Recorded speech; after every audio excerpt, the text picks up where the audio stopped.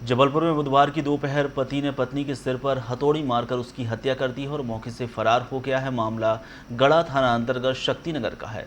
शक्तिनगर में रहने वाले गंगाराम वंशकार का अपनी पत्नी दुर्गा वंशकार से लंबे समय से विवाद चल रहा था। दरअसल गंगाराम अपनी पत्नी पर चरित्र के चलते संदेह करता था और इस वजह से आए दिन मारपीट की नौबत आ जाती थी। पहले भी उसने कई बार मारपीट की है।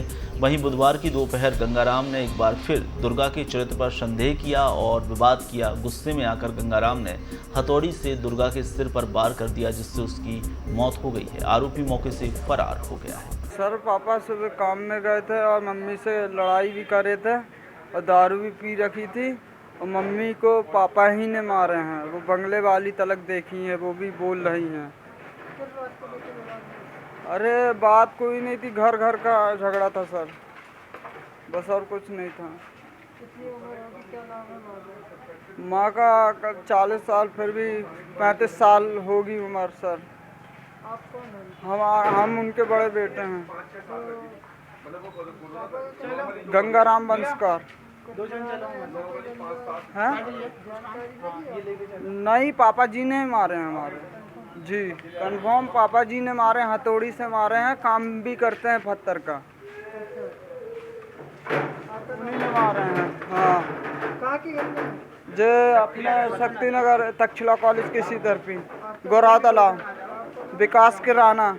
भैया आज से 3 साल पहले भी उनको ऐसे ही मारे थे, तो हाथ पैर दोनों टूट गए थे। हमने कंप्लेन किए थे, उस बार भी हम यही लेके आए थे। उस बार भी हमारी हालत हो गई थी उनकी, और मार के वो भाग गए थे इलाहाबाद। फिर 3 साल मतलब कुछ ही साल बाद वो आ गए, रहने लगे। हमेशा शक लगाते थे, वो रोए, बोले बेटा ऐसा हो रहा, बेटा वैसा हो रहा। हम बोले उसकी कंप्लेन कर दो, तो बोले कंप्लेन करते हैं, सुनवाई नहीं होती है। बेटा अब क्या करें। आज सुबह भी मेरे से बात हुई है उनकी, वो काम पर जा रही थी, मैं भी काम पर जाने के लिए तैयार हो रही थी।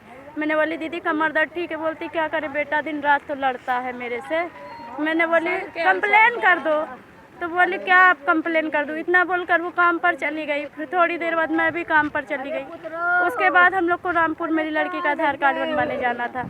मैं वहीं जाने के लिए निकली तो गली के पीके नायडू अम्मा का घर है, उनके घर से थोड़ी ही आगे में वो मतलब पड़ी थी उनकी लाश।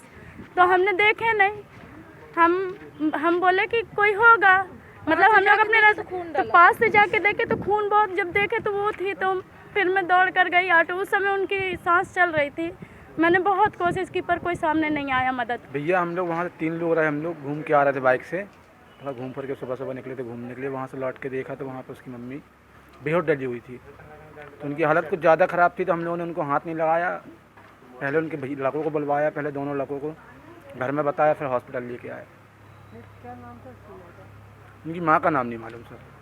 उनका लड़का है, उसका नाम है मनीष वंशकार, उनका बड़ा भाई राहुल वंशकार। माँ को पुत्रो कहा जाता था मोहल्ले में। ये इंदिरा बस्ती के बाजू शक्तिनगर, हथौड़े से सर। आप लोग जब वहाँ से निकल रहे थे तो क्या अपराधी पकड़ा? नहीं सर, नहीं, उसको हम लोगों ने देखा ही नहीं आंखों से। हाँ, यानी कि हम लोग जो उस टाइम में आए थे, उस टाइम में इसकी मम्मी बेहोश डली हुई थी। हाँ, वहाँ पे बंगले वाले थे, जो ये कंटी थी, उन्होंने भी बताया। फिर ये बंगलों में काम करती थी, बर्तन झाड़ू पोछा खाना बनाना। यहाँ गढ़ा में क्षेत्र में एक घटना हुई है, जिसमें दुर्गा वंशकार एक महिला है, उनको अपने पति ने मारा है, गंगाराम वंशकार जी ने, और सर में चोट लगी है। तो जैसे ही हमें खबर मिली, हमारी टीम लग गई है एक्टिवली।